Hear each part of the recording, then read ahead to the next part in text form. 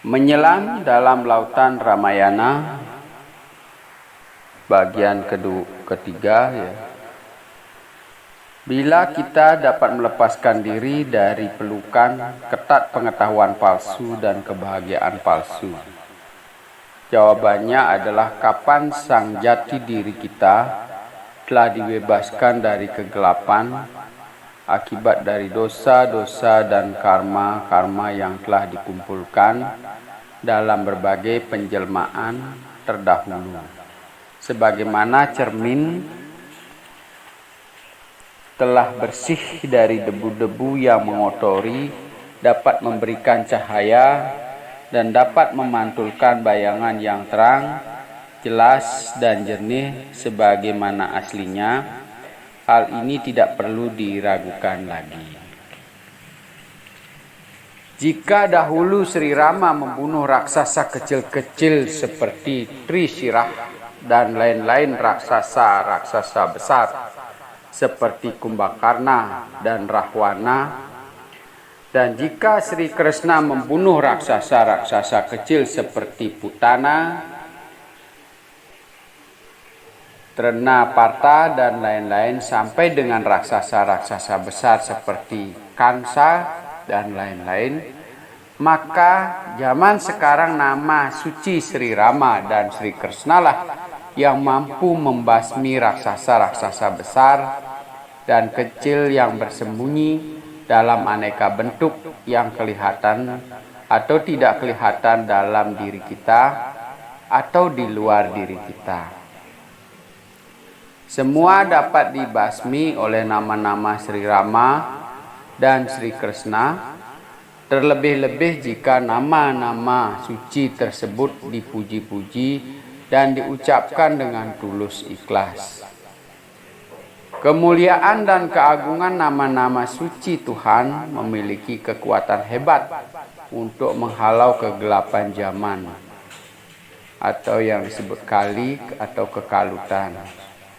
Dalam kitab suci Hindu disebut ada 4 zaman: Satya atau Kreta Yuga, Treta Yuga, Dwapara Yuga, dan Kali Yuga.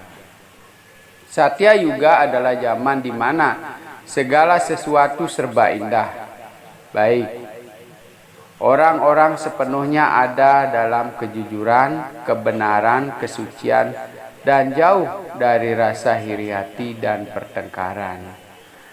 Zaman ini juga disebut dengan Kreta Yuga, berarti orang-orang melakukan segala sesuatu dengan baik dan sempurna, tanpa didorong oleh ambisi-ambisi dan kepentingan pribadi dan kelompok.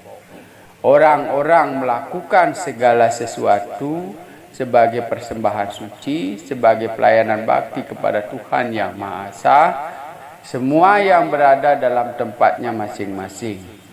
Para Brahmana sepenuhnya memiliki sifat pengetahuan kebrahmanan dan melakukan pekerjaan atau kewajiban seorang Brahmana. Begitu pula dengan para ksatria, Waisya dan Sudra, tekun dan patuh terhadap kewajiban suci masing-masing. Waktu itu Brahmana, Ksatria, Waisya dan Sudra tidaklah ditentukan oleh kelahiran. Sebaliknya ia ditentukan oleh sifat pengetahuan dan pekerjaan atau kewajiban suci yang dilakukan sesuai dengan pengertian caturwarna itu sendiri, yaitu guna karma pipagasah, bahwa pembagian caturwarna didasarkan oleh sifat-sifat dan pekerjaan. Pada zaman itu pembagian Brahmana, Ksatria, Waisya dan Sudra berdasarkan kelahiran tidak diterima sama sekali oleh masyarakat. Mereka yang secara kelahiran, sifat dan pengetahuan adalah Brahmana, Ksatria, Waisya dan Sudra lah yang sungguh-sungguh dia akui.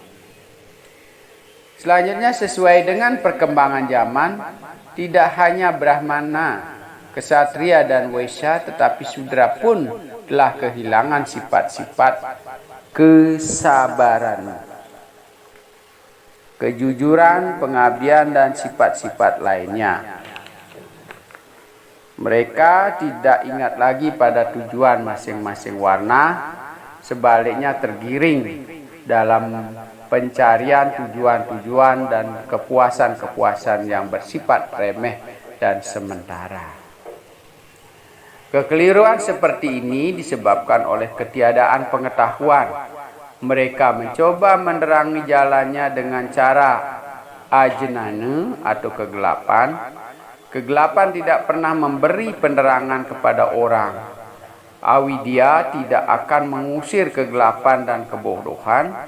Untuk itu diperlukan satvidya atau ilmu pengetahuan suci, pengetahuan tentang kebenaran mutlak. Pengetahuan suci ini disebut Brahma Widya atau Raja Widya. Disebut Brahma Widya karena pengetahuan suci ini menjelaskan tentang kebenaran mutlak Tuhan yang Maha Esa. Disebut Raja Widya karena pengetahuan suci ini menjelaskan kebenaran di luar jangkauan indera duniawi, mengatasi pengetahuan-pengetahuan yang lain. Maka ia disebut raja dari segala ilmu pengetahuan.